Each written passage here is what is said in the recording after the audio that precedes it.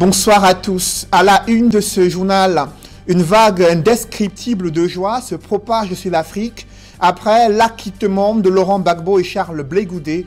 L'ex-président ivoirien et son allié politique sont innocentés et blanchis dans le cadre de l'affaire des crimes contre l'humanité commis en Côte d'Ivoire en 2010. Cette décision de la CPI intervient après 8 ans de feuilleton judiciaire sur fond de bataille politique. Quelles sont les implications d'une telle décision de la Cour pénale internationale? Comment réagissent Charles Blé Goudé et Laurent Gbagbo? Quelle est l'ambiance à la CPI en Côte d'Ivoire, mais aussi au Cameroun? C'est le dossier spécial du 20h.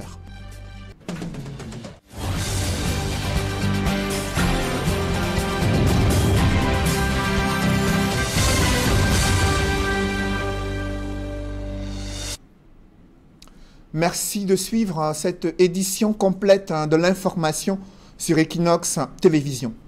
Au départ de cette audience très attendue, l'ambiance était tendue à la CPI, à l'ouverture de l'audience ce jour concernant l'affaire Laurent Gbagbo et Charles Blé Goudé.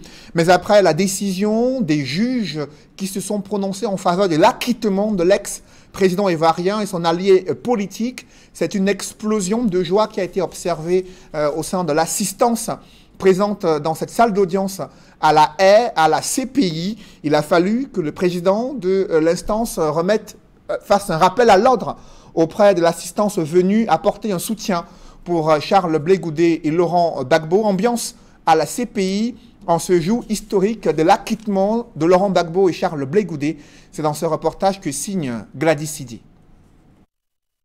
La Cour pénale internationale s'est prononcée en faveur de l'acquittement de Laurent Gbagbo et de Charles Blé Goudé. La Chambre, par une décision majoritaire, a décidé que l'accusation n'a pas fait la preuve de la culpabilité des accusés en vertu de l'article 86 de la loi. Donc, accorde à la défense l'acquittement de M. Gbagbo et de M. Charles Blé Goudé. Le président de la Chambre de première instance à la Cour pénale internationale a eu du mal à ramener de l'ordre dans la salle après sa décision. J'invite le public à rester calme, à rester assis, sinon je serai obligé d'évacuer la salle. Les prévenus ont dû faire des signes au public pour que la séance puisse se poursuivre. Quelques minutes plus tard, l'ordre de mise en liberté a été suspendu jusqu'à demain en attendant de savoir si le procureur faisait appel. Nous allions plaider en faveur d'une libération des accusés. Mais nous ne pouvons pas soumettre quoi que ce soit actuellement car nous n'avons pas encore reçu le jugement. Donc à ce stade, je recommande une levée de séance. Donc, nous reportons la séance à demain matin et l'ordre définitif est suspendu jusqu'à demain. La séance est suspendue. Le procureur a rappelé qu'il préférait attendre de recevoir la décision complète des juges avant de faire appel. On sera donc fixé demain matin. Tout au long du procès, Laurent Gbagbo et Charles Blé Goudé, qui sont restés impassibles, concentrés à écouter le délibéré des juges, ont attendu la suspension de la séance pour se prendre dans les bras et se féliciter. Pour leur conseil, c'est une victoire. Restons à la Cour pénale internationale pour avoir les premières réactions exclusives, notamment celle d'une avocate camerounaise de renommée internationale, Maître Josette Kadi, qui est engagée dans la défense de Charles Blé Goudé. Elle salue la décision historique de la CPI qui, selon elle, a dit le droit en faveur de Charles Blé Goudé et l'ex-président ivoirien Laurent Gbagbo. Je vous propose de l'écouter. Bonjour Equinox Télé. Nous sommes dans une joie immense, indescriptible. C'est incroyable cette décision que le tribunal a prise aujourd'hui. C'est tout à l'honneur du tribunal de dire le droit, ainsi qu'il l'a fait. tout à l'honneur des juges Anderson et Tarfusser d'avoir pris leurs responsabilités, de dire le droit, uniquement le droit. Nous sommes dans une joie sans pareille. Vous pouvez vous imaginer. Et comment Maître Josette Kadi et les autres avocats ont-ils défendu avec la force du droit et les arguments pour obtenir l'acquittement de l'ex-président ivoirien Laurent Gbagbo et son allié Charles Blé Goudé? Je vous invite à suivre les explications de Maître Josette Kadi qui revient sur la ligne de défense durant ces 7 ans de feuilleton judiciaire à la Cour pénale internationale. Qu'est-ce qui a motivé la décision des juges? C'est uniquement le désir de dire le droit. Tout le monde a suivi pendant toutes ces années la présentation de la preuve du procureur, des témoins qui venaient disculper le président Gbagbo et le ministre Blé Goudé, des témoins qui disaient complètement le contraire de ce que le procureur affirmait. Tout cela ne peut qu'amener un juge normal à se poser des questions et à dire le droit. Le droit. Cet acquittement est mérité. Cet acquittement est mérité. Et nous, les avocats de la défense, nous sommes fiers d'avoir pu démontrer cela au tribunal et d'avoir pu obtenir ce résultat. Et la question qui brûle les lèvres des Africains, c'est de savoir à quel moment Laurent Gbagbo et Charles Blé Goudé pourraient enfin respirer l'air de la liberté. Rien n'est gagné jusqu'ici. Le procureur pourrait faire appel de cette décision sur le fond. Néanmoins, l'ex-président ivoirien et son allié politique aspirent à retourner chez eux une fois cette affaire bouclée à la Cour pénale internationale. Je vous propose de suivre à nouveau Maître Josette Kadi, avocate camerounaise et engagée dans la défense de Charles Blé Goudé.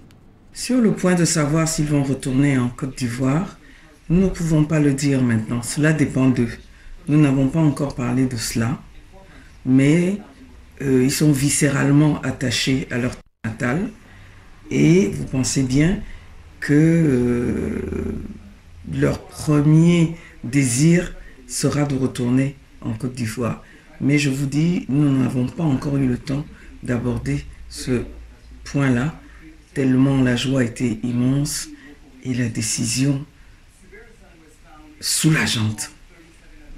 Vous venez de suivre Maître Josette Kadi, avocate camerounaise de renommée internationale, engagée dans la défense de Charles Blé Goudé. Elle répondait à nos questions depuis la Cour pénale internationale où elle a assisté à cette audience historique, celle qui a débouché sur l'acquittement de Laurent Gbagbo et Charles Blé Goudé, audience suspendue qui doit reprendre demain pour connaître la position du procureur sur la demande de mise en liberté immédiate formulée par les juges de la CPI. Et comment en est-on arrivé à 7 ans de feuilleton judiciaire concernant Laurent Gbagbo et Charles Blé Goudé? Tout est parti de la crise post-électorale de 2010 avec la déchéance de l'ex-président ivoirien, sa détention à la CPI et de nombreuses années où les Africains se sont mobilisés pour critiquer cette procédure judiciaire. Ce film du feuilleton judiciaire dans lequel s'est retrouvé plongé durant près de 7 ans Laurent Gbagbo et Charles Blé Goudé, c'est avec Dallas Kana et Jean-Paul Chouniat. La descente aux enfers du clan Gbagbo débute avec la crise post-électorale qui a ébranlé toute la Côte d'Ivoire de 2010 à 2011.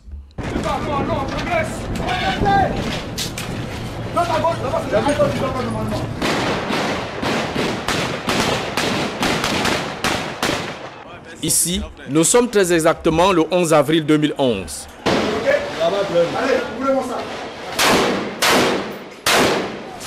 Son dernier bastion de militaires vaincu face à l'armée de Ouattara, avec l'appui de l'armée française. Le président en fonction d'alors, Laurent Gbagbo, et son épouse, Simone Eivet, sont arrêtés à la résidence présidentielle de Cocody. Dites-moi qu'on libère le pays. Un mot pour libérer le pays. Qu'ils arrêtent les tirs. Pour les gens, voilà. C'est tout ce qu'on nous demande. Voilà. Tout le monde. Les miliciens surtout. Séparé de son épouse, est mis en résidence surveillée 8 mois durant à Korogo, dans le nord de la Côte d'Ivoire.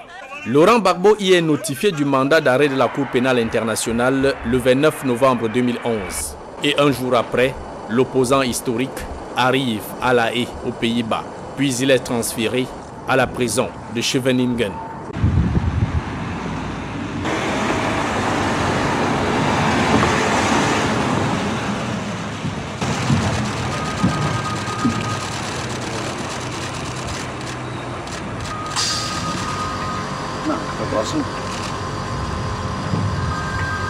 Simone Gbagbo détenu en Côte d'Ivoire. Charles Blé Goudé, son ministre de la Jeunesse, arrêté au Ghana. Laurent Gbagbo et ses proches sont devant la justice pour des charges de crimes de guerre et crimes contre l'humanité. Avec à l'actif du camp Gbagbo, 1452 morts, selon la Commission nationale d'enquête mise en place le 10 août 2012, juste un an après l'investiture de son rival. Alassane Dramane Ouattara, l'actuel président de Côte d'Ivoire. L'instruction judiciaire de la procédure connaît des atermoiements illimités entre preuves de l'accusation et contre-preuves de la défense. La procureure générale de la Cour, la Gambienne Fatou Bensouda, fonde ses appréciations sur des rapports des ONG, des articles de presse, des auditions des centaines de témoins. Le dossier de Laurent Gbagbo s'épaissit alors de 22 000 pages de documents et autres supports, notamment des vidéos d'exécution sommaire brandies devant la Cour internationale. Mais la défense de Gbagbo démontre que ces prises de vue ont été faites lors de la crise post-électorale de 2007 au Kenya. La CPI se confond dans ses preuves. L'ONG Human Rights Watch, la presse internationale et les pro-Gbagbo créent à l'acharnement et à l'injustice contre le camp de l'ex-président ivoirien. Tous dénoncent la promotion d'une justice des vainqueurs qui protège le camp Ouattara et tous les auteurs des tueries commises.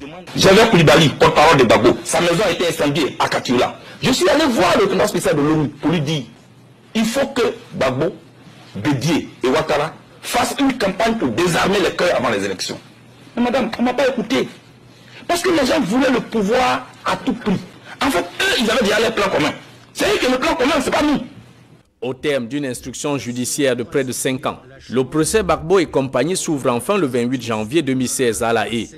Et au bout de 3 ans de procès sans fin, le collège de conseil de Gbagbo, parmi lesquels l'avocate camerounaise Maître Josette Kadji, l'opinion publique africaine et même mondiale, pense qu'il était grand temps de mettre fin à une parodie de justice en exigeant acquittement pour faits non établis avec libération immédiate de Charles Blé Goudé et Laurent Gbagbo. Décision qu'ont rendue publique des juges de la Cour pénale internationale à l'audience de mi-journée du 15 janvier 2019.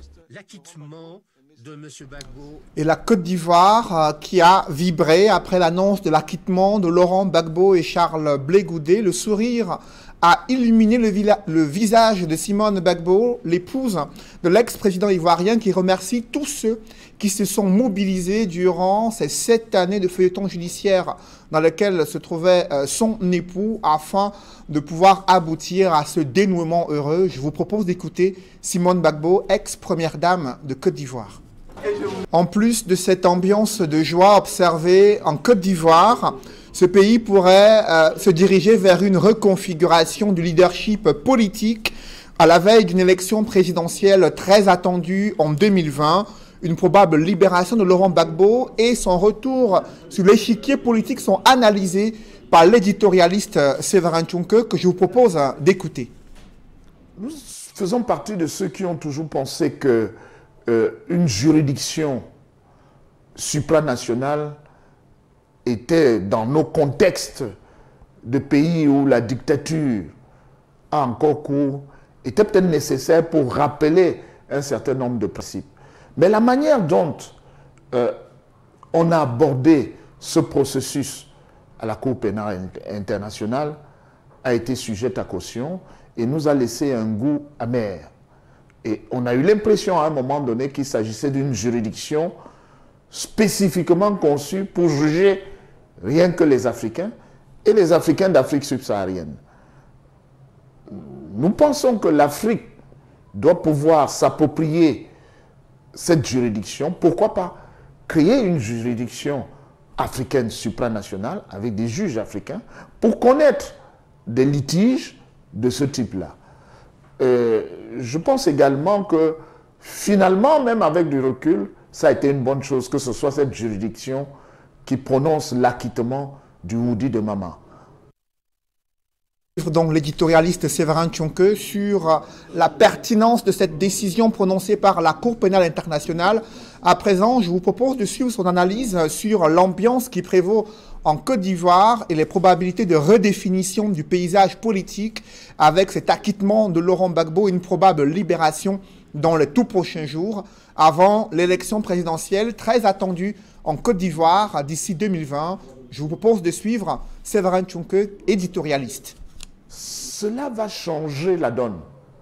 Cela va changer d'abord parce que la réconciliation véritable entre les Ivoiriens pourra maintenant commencer. Et le connaissant un tout petit peu, je suis convaincu qu'il y prendra une part significative et il donnera le meilleur de lui-même pour que les Ivoiriens se réconcilient définitivement. Ensuite, sur le plan politique, il y aura nécessairement une modification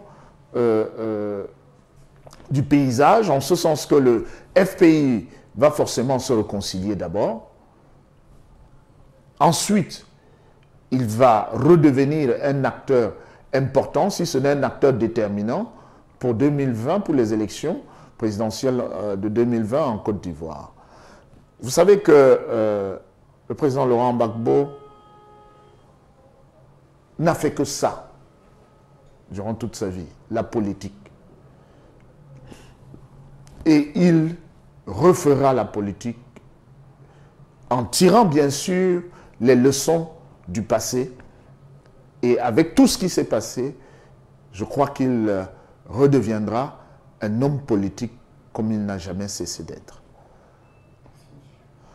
C'est moi qui vous remercie et nous souhaitons que cette victoire, cet acquittement et cette libération deviennent effectives dans quelques jours et qu'à travers cette libération, les Ivoiriens retrouvent la paix des cœurs, la paix véritable.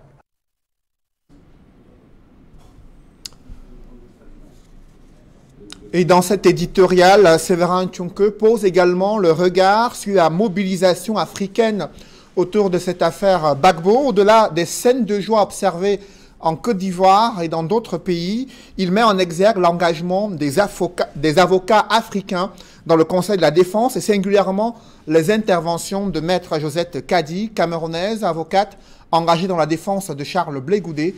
Je vous propose de suivre à nouveau l'éditorial de Séverin Tchonke.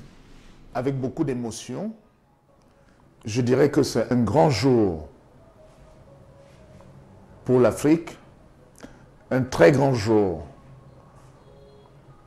pour les Africains. C'est avec beaucoup d'émotion parce que cela fait 7 ans que nous attendons cela. Cela fait 7 ans que nous avons toujours gardé espoir que ce jour du 15 janvier 2019 arrivera. Parce que l'innocence du Woudi n'a jamais fait l'ombre d'un doute pour nous. Et nous étions convaincus que, comme disait Ernest Ouandié, la vérité voyage sans passeport. Et qu'aujourd'hui, cette vérité jaillirait à la face du monde. Et je voudrais profiter de cette occasion pour rendre un vibrant hommage à une de nos avocates, Maître Josette Kadi, que j'ai vue à l'œuvre. Il vous souvient que récemment encore, lors des obsèques de son père, il y avait une procédure liée à cette affaire qui devait passer à La Haye. Elle a dû, malgré la charge émotionnelle qui l'envahissait, être présente à La Haye pour défendre cette cause-là. Cela nous réjouit, ce d'autant plus que très souvent en Afrique, nous pensons que il n'y a que l'Occident, il n'y a que les autres qui peuvent exceller dans ce qu'ils ont à faire. Nous avons eu là la démonstration que nous devons faire confiance à l'Afrique, nous devons faire confiance aux Africains qui, chaque fois qu'on leur en donne l'opportunité, démontrent qu'ils peuvent exceller dans leur domaine. Et je rends ainsi un vibrant hommage à Maître Josette Kadji, qui était la seule Camerounaise dans le groupe des défenseurs de Charles Blé Goudé et du président Laurent Gbagbo. C'est une fierté et un honneur pour le Cameroun qu'elle se soit associée à cette défense. Elle s'est battue avec acharnement. Une fois de plus, je voudrais rendre hommage aux avocats, non simplement à Maître Josette Kadji, Maître Ndri, que j'ai eu l'occasion de rencontrer récemment, avec qui j'ai échangé, et tous les avocats africains qui ont pris à bas le corps cette cause-là, et ils démontrent aujourd'hui que nous pouvons compter sur nous, et nous ne devons d'ailleurs compter que sur nous-mêmes. Ils ont été brillants, ils ont été excellents, tant dans leur démarche procédurale que dans leur plaidoirie. Et nous devons leur rendre un vibrant hommage. Et nous attendons le jour dit pour aller serrer la main au Woudi de Mamab pour lui dire Akwaba. Et toujours dans ce chapitre, cet acquittement de Laurent Gbagbo et Charles Blé Goudé est perçu comme une claque à la Cour pénale internationale. Certains analystes ont vu à travers ce feuilleton judiciaire une mascarade politique montée de toutes pièces, et seule la mobilisation de l'opinion africaine a fait reculer la CPI et certains membres de la communauté internationale. Analyse à suivre dans cet élément de Emmanuel Diop et Guy Zogo. Après le verdict de la Cour pénale internationale ordonnant la libération de Laurent Gbagbo et de Charles Blé Goudé, le docteur Jafet Anafak, historien et chargé de cours à l'université de Yaoundé 1, parle de justice rendue à l'ancien président ivoirien. La justice a été rendue après plus de 7 années de détention à La Haye. Le président Gbagbo, à l'issue d'une longue enquête, est aujourd'hui acquitté et non mis sur liberté provisoire. Les preuves étaient faibles. Il a été décidé de lui accorder la liberté définitive. Pour lui, cette libération se justifie aussi au vu de l'évolution du contexte international à l'aune d'un certain nombre de facteurs sociopolitiques. À partir de 2018, le contexte a changé. Nous avons des révolutions arabes qui ont montré leurs limites. La mort de Kadhafi a montré le chaos en Libye. Nous avons l'arrivée de Macron et aussi la montée des peuples de gauche en Amérique latine. Notamment aussi jubilé avec la gouvernance de M. Ouattara, qui n'est pas un exemple en matière de droits de l'homme. Tous ces éléments ont montré à la communauté internationale qu'il fallait regarder le dossier de M. Gbagbo avec un œil différent. L'historien souligne, loin des inquiétudes manifestées par certains pour la paix en Côte d'Ivoire, que cette relaxe de Laurent Gbagbo va plutôt contribuer à rasséréner le champ politique ivoirien. Les Ivoiriens ont besoin de réconciliation. La libération de Mme Simone Babo était un premier signe de dégel. La guerre entre Bédié et Ouattara dans le cadre de leur ex-HDP n'est pas à mesure d'apporter une sorte de sérénité, mais l'arrivée de Babo créera plutôt une sorte de tranquillité, d'apaisement qui, à mon sens, peut être un signe de décrispation. En fin de compte, pour le docteur Jafet Anafak, il est évident que la Cour pénale internationale est un instrument politique, mais que la mobilisation contre elle peut conduire à un renversement du rapport de force.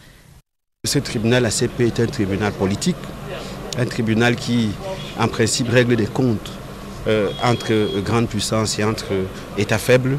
La mobilisation des Africains de la diaspora, la mobilisation des Africains de l'intérieur de l'Afrique, la mobilisation des associations permet aussi d'inverser le rapport de force dans les relations internationales. En attendant d'autres développements autour de cet acquittement de Laurent Gbagbo, la Cour pénale internationale se pare un peu plus des atours de crédibilité sur le continent africain. Des Camerounais célèbrent ce dénouement heureux de l'affaire Gbagbo, mais très peu de jeunes connaissent le combat politique d'Ernest Ouandjé et les circonstances de sa mort. Pourtant, c'est un leader politique qui a lutté pour l'indépendance du Cameroun. C'est le constat que font nos reporters Joël Essengue et Ike Cyril dans les rues de Yaoundé, où ils ont interrogé des jeunes Camerounais sur leur connaissance d'un leader politique, Ernest Ouandjé. Reportage.